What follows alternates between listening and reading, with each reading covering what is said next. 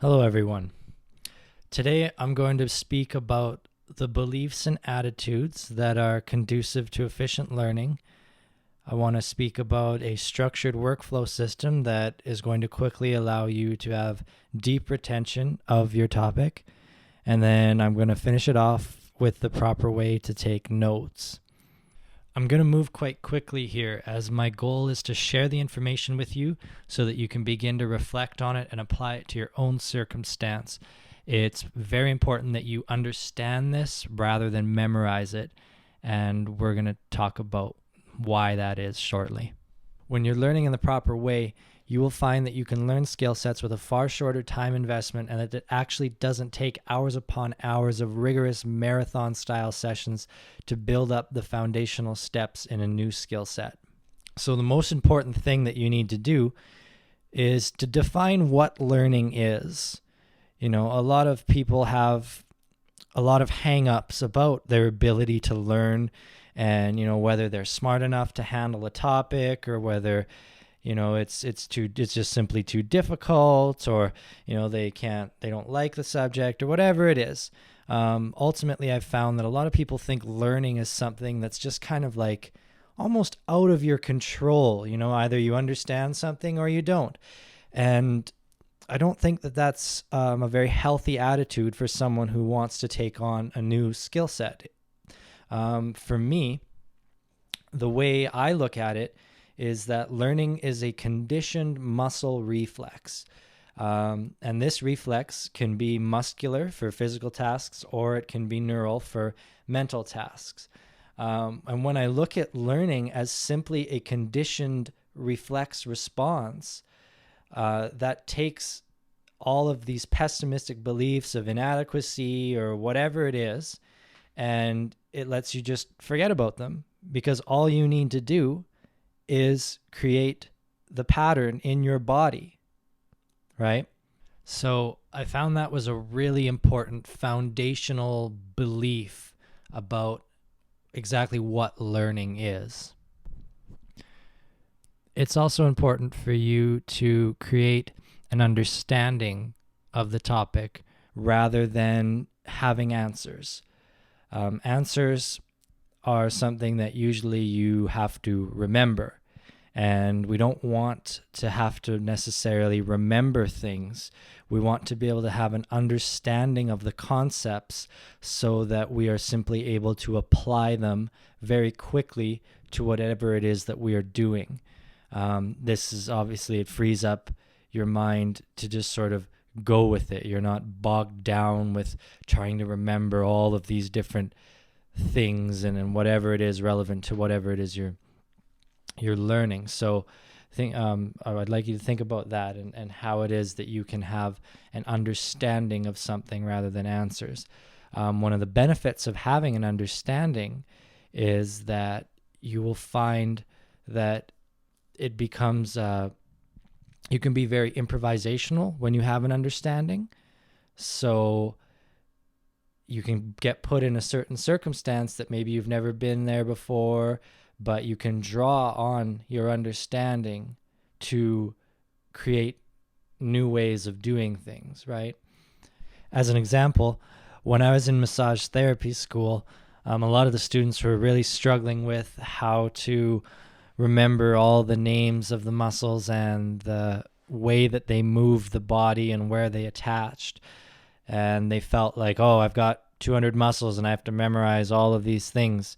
And a lot of them were quite stressed out about that, whereas I kind of looked at the concept and said, okay, so I've got muscles that attach to two different bones, and then if I just know where that muscle runs, I can automatically figure out what that muscle will move. I don't need to memorize that stuff because I understand the concept of if it attaches here and it attaches here, it will move this way. And then from there, whenever I was being tested, all they would have to do is say, this muscle, how does it move? And I would look at it and know where it is, and then I would just figure it out on the spot, right? And this allows my mind to be much more clear and focused. I'm not worried about remembering all this stuff that I'm not going to be asked anymore. I have an understanding of what's going on. And so then the answers can just come from that understanding.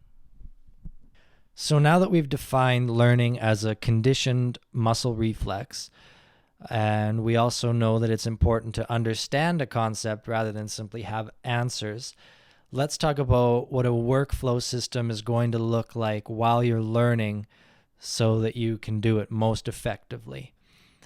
I'm going to use an example here of something I've recently taken on. I'm starting to learn how to make electronic music within a program called Ableton.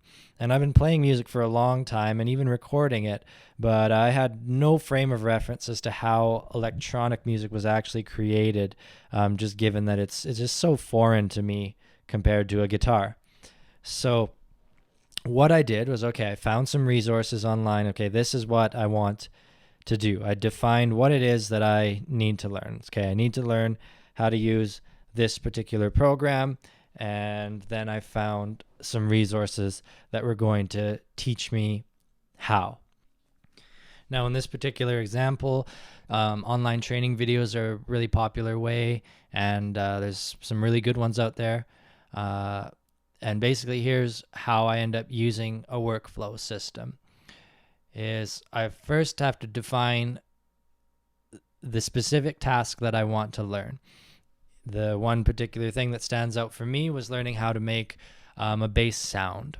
So I looked at my video and it said, here's someone showing you how to make a video, and I wrote down all of the steps that he went through, and now I just have to start making bass sounds over and over and over again.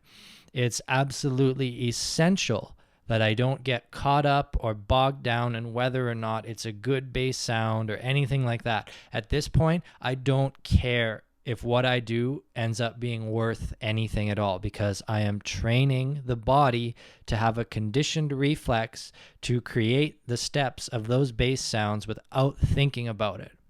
And so the first time, obviously, I am going to have to think about it. I'm going to have my notes next to me, and I'm going to go through it step by step by step. But I'm not going to care about the end product. It's so important that you let go of that type of idea, because if all of a sudden you're trying to learn how to make a bass sound, for example, and you want to make a good one right away, it's just too hard because you're trying to do two things at once. So just do the one thing. So you just kind of create, this is my steps that I need to do, just this. And once you can do that, so, I made bass sounds, 4 or 5 over and over again. They all sucked, and I didn't care, because now when I go to sit down and make it, I can make them much faster, and I don't have to review my notes or anything like that. I just make them. And so that leaves me in a spot where I can make bass sounds. They all suck, but I can make them, instead of not being able to make bass sounds and being so attached that they have to be good that I still can't make them at all, let alone make them sound good. So now I can make them. So now the next step is to learn how to make them sound good, because I've dealt with the preliminary thing, which was to actually make them.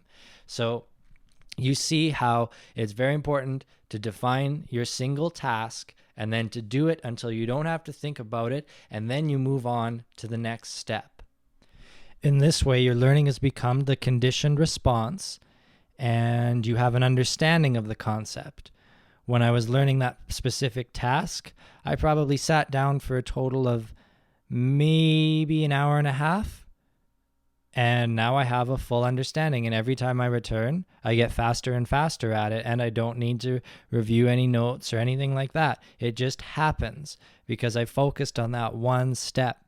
See, the problem is if you try to take in too many things at once, and particularly, again, going to electronic music, say I want to learn how to make a bass sound. So I start making a bass sound, but it sucks. So, I'll try this synth instead, and I don't really know how to use that one anyways because I haven't trained myself in that. And I start to tweak some knobs there, and that's not really working. And okay, now try this one. And now my kick and my snare are kind of bugging me. So I start playing around with that and EQing them and compressing them. And I don't really know what I'm doing there either.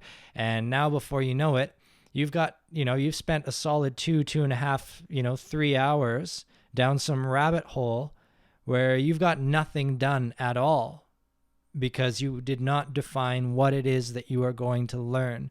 pick one topic and then do only that topic. Be unattached to any result of your process of learning. That is not what's important right now.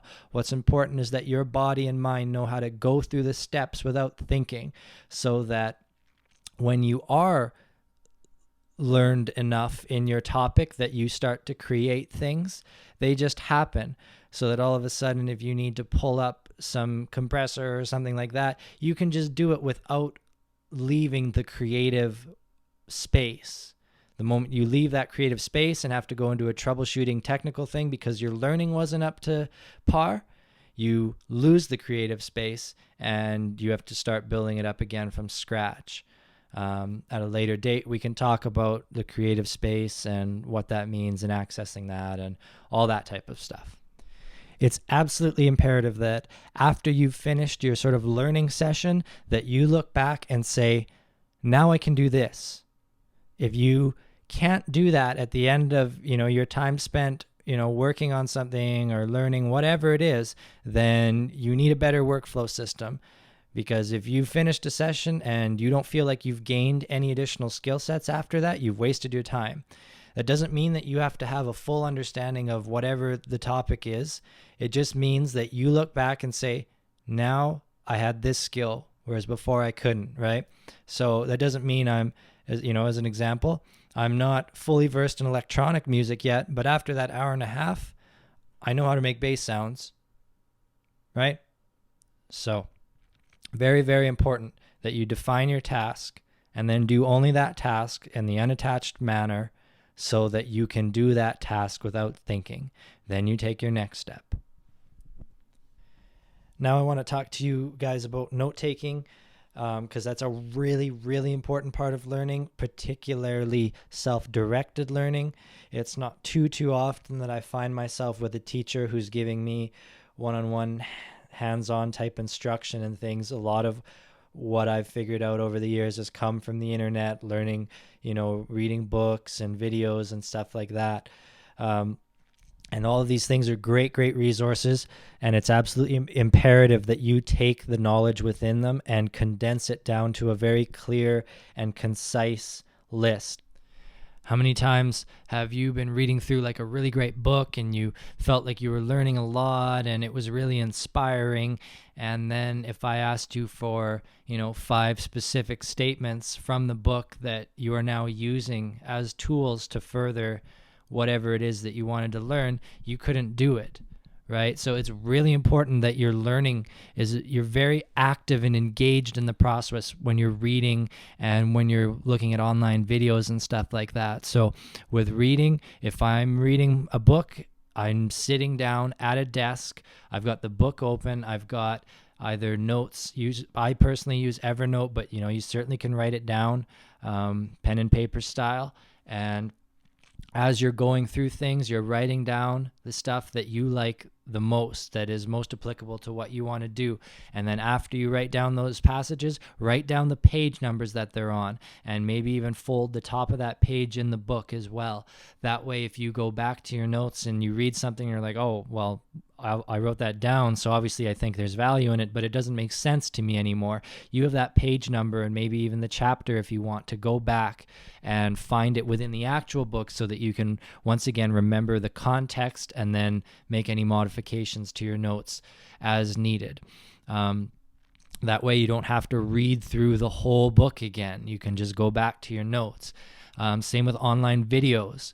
It's so important that particularly when those videos are getting long, within the even 10-15 minute range for me, but if you're looking at hour-long videos and stuff like that, you need to be writing down the time code of that video and say, okay, at 23 minutes he starts talking about this and these were the great things that I liked from it. At 26 minutes he's on to this and I like that, and so on. And then that way when you go, oh yeah, I like that video and he had some really good ideas about this, you can just go right to that point in the video. You don't need to waste your time looking for it anymore. And you're watching the video anyways, so you might as well write down the stuff. And don't make the mistake of thinking, oh, well, this is great and I understand it, so I don't need to take notes. I had that lesson again recently where I ended up watching a 10-hour video series and felt like I understood what was being explained to me. And at the end of it, I realized that I couldn't execute any of what was explained to me. I understood it in the moment, and that's fine, but I did not create that conditioned response to anything yet. And so that's why it's really important to take your notes with videos and stuff like that as well. The last thing I want to leave you with this topic before I wrap up here is that don't trick yourself into thinking you're learning when you aren't. Learning is a very active and engaged process, and it is nothing like the consumption that will happen during recreational reading or just watching a video. You know, you're pausing things, you're stopping things, you're making notes, you're making references so that you can return to these resources and the relevant part of the resources quickly. That's the most important thing. You don't want to be wasting time figuring out stuff that you haven't written down when the first time you could have just written it down anyways, right? So in conclusion here, we've defined what learning is, and that's allowed us to take the elusiveness out of it.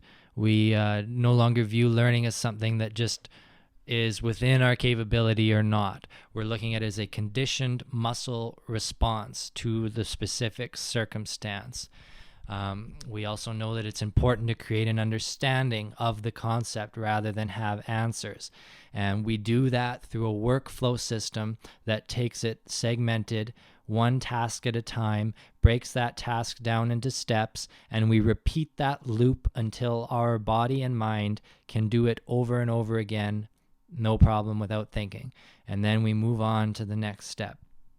So I hope that has helped you guys. I hope I've given you some tools and some mindsets that have kind of let you redefine this process that you're engaged in.